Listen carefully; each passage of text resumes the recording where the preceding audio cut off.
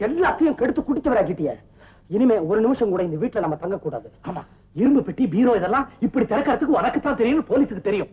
இனிமே இங்க தங்குற ஆபத்து. நீயே நம்ம எல்லாம் யாருன்னு காட்டி கொடுத்துருவ போட்டிருக்க. அந்த ரிட்டையர்ட் போலீஸ் ஆஃபீஸர் வேற நீ பீரோ திறக்கிறத பார்த்துட்டா. கேட்டா ஒரு ஏழை குழந்தையை காப்பாத்துறது தப்பா? அது தப்புன்னா எனக்கு என்ன ஆபத்து வந்தாலும் நான் அதை ஏத்துக்கிறேன். நீ நல்லதான் செஞ்ச. ஆனா நல்லது கெட்டது, நியாயம் அநியாயம் இதெல்லாம் பாக்குற நிலைமையில நம்ம இருக்கோம். ஆமா சிவா, ராத்திரியா நம்ம போயிடுவோம். எதுக்கும் வெடிச்சளவுக்கு கொஞ்சம் எடுத்துட்டு போயிடுவோம். இரு, எல்லாரும் தூங்கிட்டாங்களான்னு பாக்குறேன்.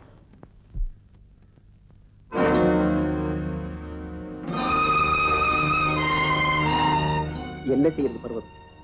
எனக்கு மட்டும் குடும்ப நன்மையில் அக்கறை இல்லைன்னு நினைக்கிறியா? திடீர்னு என்னுடைய நண்பன் கைவிடுவான்னு நான் நினைக்கிறேன். நாளைக்கு மகனோடு வரப்போற வீரப்பனுக்கு என்ன பதில் சொல்றதுன்னு தெரியல. என் மனசாட்சிக்கு விரோதமா எந்த காரியத்தை செய்யலைனாலும் சட்டம்னு ஒண்ணு இருக்கு. நாளை கட்ட வேண்டிய கடனுக்கு நான் தானே பதில் சொல்லி ஆகணும். உங்க கடன் பிரச்சனைக்காக நம்ம பொண்ணு எதிர்காலம் பாழாகணுமா? அந்த பைத்தியத்துக்கு லட்சுமி வாழ்க்கப்படணுமா தான் கேட்கிறேன். கவலைப்படாத பர்வதம், நம்ம யாருக்கும் எந்த கெடுதியும் செய்யல. கடவுள் நம்ம கைவிட மாட்டார். கடவுள் கடவுள் கடவுள். லட்சுமியுடைய நிலைமையை நினைச்சு பார்க்கும்போது எனக்கு இருந்த தெய்வ நம்பிக்கை எல்லாம் போயிடுச்சு. கஷ்டம் வரும்போதுதான் கடவுளை நினைக்கிறோம்ங்கிறதுல அர்த்தமே இல்லை. அவர் எப்பவும் நம்ம பக்கத்துல தான் இருக்காரு. நீங்க என்ன சொன்னாலும் சரி, ஒண்ணு மட்டும் உறுதியா சொல்றேன், நம்ம வீடு வாசல் எல்லாத்தையும் அவர் பேருக்கு எழுதி வச்சிருக்கு. நம்ம குடும்பத்தோட குடிசைல வாழவும் நான் தயாரா இருக்கேன். பர்வதம், அப்பா, நீங்க யார் முன்னாடியும் தலை குனிய கூடாது.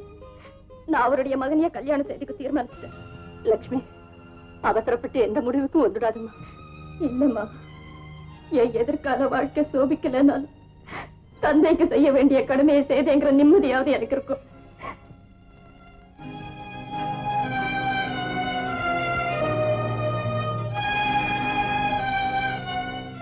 நீங்க எல்லாம் தூங்கலையா? நீங்க மனசு நொந்து பேசிக்கிட்டு இருந்ததை நாங்க கேட்டுக்கிட்டு தான் இருந்தோம். உங்க கஷ்டம் என்னங்கறத எங்ககிட்ட சொன்னீங்கன்னா எங்களால முடிஞ்ச உதவி உங்களுக்கு செய்யும். உங்களுக்கு ஏன் அந்த சிரமம்? அப்படின்னா எங்களை நீங்க மூணாவது மனுஷனா நினைக்கிறீங்க? உங்ககிட்ட சொல்றதுக்கு என்ன, நான் வீரப்பன் ஒருவர்கிட்ட பணம் கடனா வாங்கியிருந்தேன். என்ன பொறுத்த வரைக்கும் அவருக்கு கொடுக்க வேண்டிய தொகை பூராத்தையும் கொடுத்துட்டேன். ஆனா அந்த செல்லு வைக்கும் போது கொஞ்சம் கவனக்குறைவா இருந்த காரணத்தினால மறுபடியும் அதே தொகையை திருப்பி கேட்கிறார். அதனால அவர்கிட்ட இப்ப இருக்கிற பத்திரப்படி எங்கிட்ட அதே பணத்தை திருப்பி கேட்கிறார். அது மட்டும் இல்ல, அப்படி நான் பணத்தை கொடுக்கலன்னா அவருடைய கிறுக்கு மகனுக்கு நம்ம லட்சுமியை கல்யாணம் பண்ணி கொடுக்கணும்னு கட்டாயப்படுத்துறாரு. இதுக்காக கவலைப்பட்டுக்கிட்டு இருக்கீங்க? ஏயா, இந்த பத்திரம் கித்திரம் சொன்னீங்களே, அந்த பத்திரம் இப்ப எங்க இருக்குது? அது வீரப்ப வீட்டுலதான் இருக்கு. ஐயா, இனிமே லட்சுமி கல்யாணத்தை பத்தியோ அந்த பத்திரத்தை பத்தியோ நீங்க கவலைப்படாதீங்க. என்னடா, அந்த பத்திரத்துல செல்லு வைக்கும் போது அந்த பையன் உங்களை ஏமாத்துறானா? இருக்கட்டும் இருக்கட்டும். ஓஹோ, நீ அந்த ரூட்ல வரியா? எனக்கு தெரிஞ்ச ரூட்டே அது ஒண்ணுதானடா. அப்படின்னா நீங்க என்ன சொல்றீங்க? அங்க ஒண்ணு சொல்லுவீங்க, நீங்க கடவுள் கடவுள்னு சொல்லுவீங்களே, அந்த கடவுள் எப்பவுமே உங்க பக்கத்துலதான் இருக்குன்னு சொல்றேன். அதை பத்தி எங்களுக்கு தானே தெரியும். நீங்க போய் செவனேன்னு தூங்க போங்க, செவனேன்னு தூங்க. என்னடா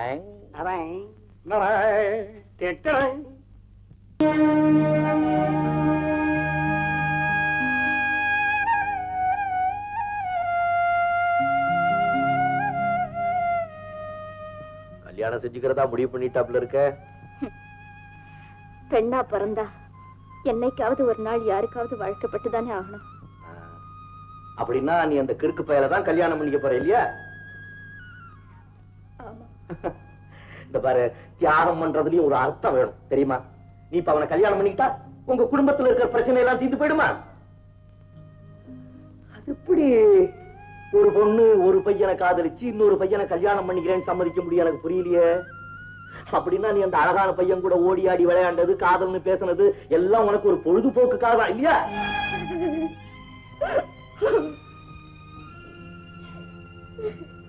என்னடா இவன் இப்படி பேசுறான்னு பாக்குறியா? இதப்பா, நீ காதலிக்கிற பையனைத்தான் நீ கல்யாணம் செய்துக்கணும் நாங்களும் விரும்புறோம். ஆமா, எங்களுடைய ஆசையா அதுதான். நீ கவலைப்படாதே, அந்த பையனை உனக்கு கல்யாணம் செஞ்சு வச்சிடறோம். இந்த கல்யாணத்தினால உங்க அப்பாவுக்கு என்ன ஆகுமோ ஏதாகுமோ நீ கவலைப்படாத, அதெல்லாம் நாங்க பாத்துக்கிறோம். நீ படுத்துக்கிட்டு அழுகிறது, ஒப்பாரி வைக்கிறது அதான் பிடிச்சா. ஆமா, நீ அந்த பையனை காதலிக்கிறது உங்க அப்பாவுக்கு தெரியுமா? தெரியாது. உங்க அப்பாவுக்கு தெரியாமதான் இவ்வளவு வேலையுமா? உங்க அப்பா கிட்ட சொல்லிடுவேன்னு பாக்குறியா?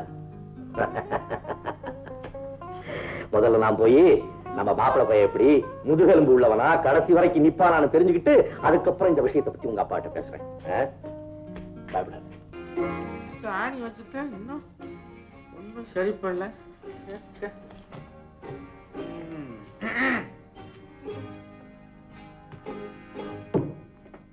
என்ன பெரியப்பா அது செருப்பை தச்சுக்கிட்டு இருக்கீங்க?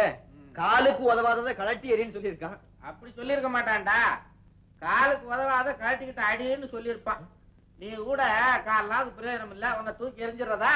அதுல பெரியப்பா, இத நீங்க ஏன் தச்சுக்கிட்டு இருக்கணும்? பேசாம கடையில கொடுத்தா தச்சு தருவானேன்னு சொன்னேன். உங்க அப்பா நான் காசு தருவான், முண்டம் படிச்சவன் தானே. முகலாய சக்கரவர்த்தி அவுரங்கசீப்ப தெரியுமா உனக்கு? அவருக்கு என்ன இப்போ? இப்ப அவருக்கு என்னன்னு தெரியாது. அந்த காலத்துல அவருக்குள்ளாவ அவரே தச்சாராம். அது எப்படி உங்களுக்கு தெரியும்? அவரே என்கிட்ட சொன்னாரே. நீதான் படிச்சவன், நான் படிக்கலையா? 4 கிளாஸ் படிச்சாலும் எனக்கு ஞாபக சக்தி அதிகம்டா. பெரியப்பா, உங்ககிட்ட ஒண்ணு கேட்கணும். இந்த பாரு, அவுரங்கசீப்ப பத்தி எனக்கு அவ்வளவுதான் தெரியும். அது இல்லைங்க, வந்து வந்து என் கல்யாண விஷயமா. ஆமா, முந்தி ஏதோ சொன்னியே. அந்த ஷாப் வச்சிருக்காரே பசுபதி, அவர் மக லட்சுமியை தான். இந்த பாரு, லட்சுமியோ சரஸ்வதியோ நான் கேக்குற 10,000 ரூபாய் வரதட்சணை கொடுப்பானா? நான் வரதட்சணையே வாங்க கூடாதுங்கிற கொள்கையில் இருக்கேன் பெரியப்பா. கொள்கை நீ வச்சுக்கோ, வரதட்சணை நான் வாங்கிக்கிறேன். பெரியப்பா, டேய், உங்க அப்பன் குடும்பத்துக்கு செலவழிச்ச பணம், உன்னை படிக்க வச்சது, கலர் கலரா சட்டை போடுறிய, இதுக்கெல்லாம் கணக்கு என்ன ஆச்சுன்னு பாத்தியா? நாளைக்கே நான் சம்பாதிக்க ஆரம்பிச்சேன்னா அந்த கடன் எல்லாம் அடைச்சிட மாட்டேன் பெரியப்பா. முண்டம், உனக்கு வேலையே இந்த வட்டி கடையில நான் தானே கொடுக்கணும். முக்கி நீ வேலை செஞ்சாலும் சோத்தை போட்டு 30 ரூபா கொடுப்பேன். அதுல கடை அடைஞ்சிருமா? அந்த கதையெல்லாம் வேண்டாம். அந்த பய பசுபதி வரதட்சணை கொடுக்கறதா இருந்தா பேச சொல்லு, இல்ல கல்யாணத்தை மறந்து. அப்புறம் காதல் கீதல்னு போன உன்கிட்ட கடனுக்கு கையெழுத்து வாங்கி வச்சிருக்கேன், உன்னை வீதியில நிறுத்திடும். பெரியப்பா, அவர் பெரிய ஷாப்பு கடை. ஆமா, பெரிய ஷாப்பு கிடையாது, காப்பு கிடையாது. ஷாப்பு கடையே வித்தாலும் 5000 ரூபாய் தேராது. பொண்ணு பாத்துருக்க இடத்த பாரு. பையன் மேல தப்பு இல்ல, பெரிய வேற நாம தான் கவனிக்கணும். ஏங்க, என்ன கூப்பிடுறீங்களா கொலைக்கிறீங்களா? இந்த ஆப்பிரிக்காக்காரங்க எல்லாம் எங்க? அவங்க போயாச்சே, வருவாங்க போவாங்க போவாங்க வருவாங்க. அதுல போயிருக்காங்க. என்ன அதான் ஹெலிகாப்டர். ஹெலிகாப்டரா? ஆமா, அன்னைக்கே நான் சொன்னாங்களே கல்யாணத்துக்கு வருவாங்கல்ல.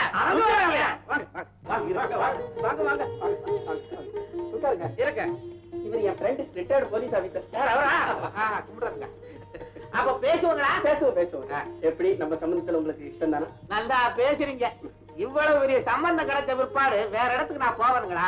அப்போ முகூர்த்தம் எப்போ வச்சு? எப்ப வேணாலும் வச்சுக்கலாமே. அப்ப வெத்தலை பாக்கு மாத்தீங்க. இனிமே நீங்க வேற இல்ல, நான் வேற இல்ல. அதுல நான் எதையும் மறைக்க மாட்டேனுங்க. இந்த பல்லெல்லாம் நெஜ பல்லு நினைக்கிறீங்களா? எல்லாமே கட்டினதுதான். கொஞ்சம் கொடுத்தீங்கன்னா வீட்டுல போய் பொடி பண்ணி சாப்பிடுங்க. பெரியவங்களை நமஸ்காரம் பண்ணிக்கமா. இருக்கட்டும். இதுதான் பொண்ணுங்களா? ஏமா, உனக்கு சமைக்க தெரியுமா? வீட்டு வேலையெல்லாம் செய்ய தெரியுமா? நீங்களும் ரொம்ப நல்லா கேக்குறீங்க. நான் எதையும் விவரமா கேட்பேன். ஒரு குடும்ப பெண்ணுக்கு வேண்டிய எல்லா லட்சணமும் அவகிட்ட இருக்கு. அது மட்டும் இல்லைங்க, ரொம்ப நல்லா பாடுவா. அது வேறையா? லட்சுமி, ஒரு பாட்டு பாடுமா? அம்மா, கொஞ்சம் சின்ன பாட்டா பாடு. எனக்கு அவ்வளவு தூரம் ரசிக்க தெரியாது.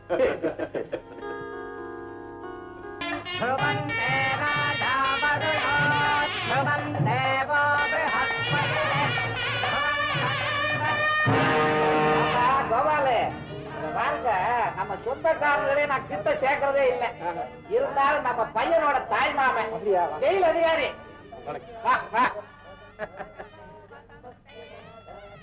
இவன் நம்ம பையனோட தாய் மாமன், கோபாலு பேரு, ஜெயிலர்.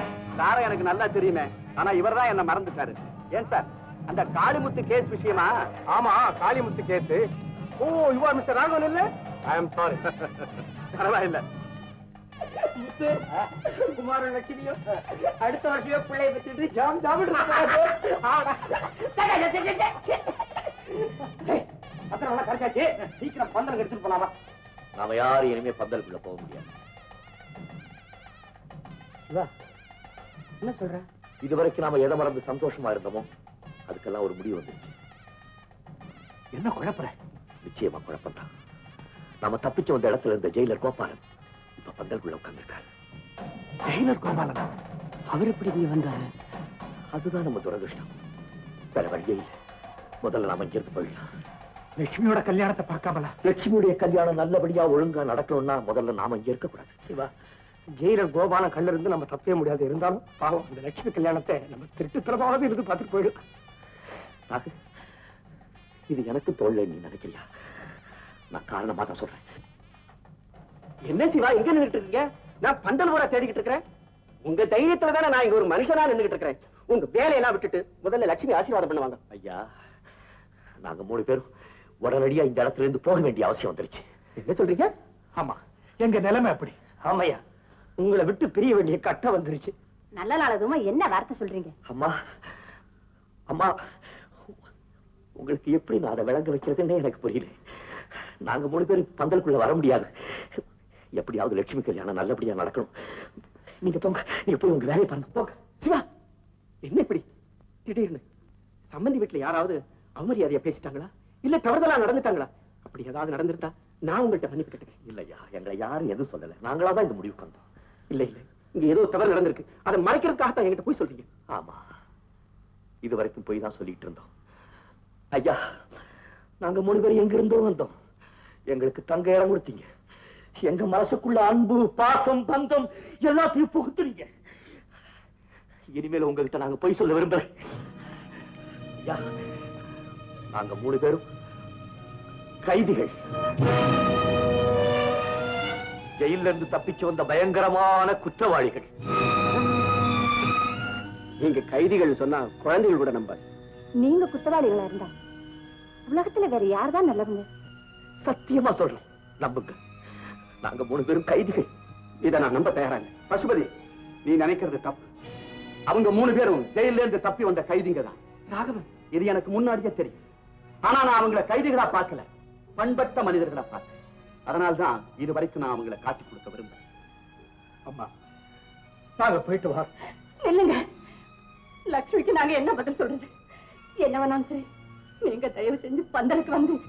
அம்மா, உங்க மேல உள்ள பாசத்தினால நாங்க பந்தலுக்கு வர்றோம்னு வச்சுக்கோங்க.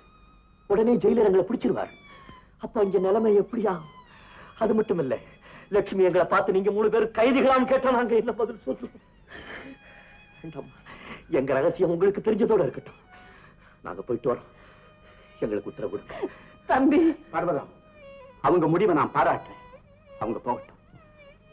அம்மா, லட்சுமிக்கு எங்களுடைய வாழ்த்துக்களை சொல்லுங்க. அம்மா, துயரங்களை எல்லாம் நாங்க சுமந்துக்கிட்டு நிம்மதியையும் சந்தோஷத்தையும் மட்டும் உங்களுக்கு விட்டுட்டு போறோம். நீங்க எல்லாரும் நல்லா இருக்கணும். நல்லா இருக்கணும்.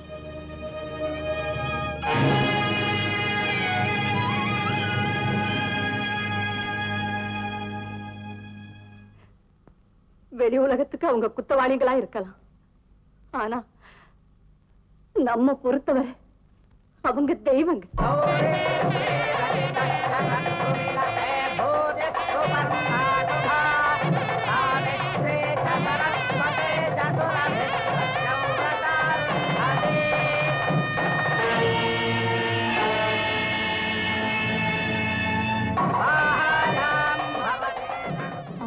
பந்தலுக்கு வரலையா? வந்துருவாங்கம்மா, வந்துருவாங்க. சிவா, இப்ப நம்ம எங்க போறோம்? நமக்கு 3 வழி இருக்குடா. ஒண்ணு, இப்படித்தான் வாழணுங்கிறது. 2வது, எப்படி வேணாலும் வாழலாங்கிறது. 3வது, இந்த உலகத்திலேயே வாழ லாய்க்கலன்னு சொல்லி தற்கொலை பண்ணிக்கிறதா தானே? பைத்தியக்கார கோழ மாதிரி ஏன்டா தற்கொலை பண்ணிக்கணும்? எங்க இருந்து வந்தோமோ அங்கே திரும்பி போக வேண்டும்.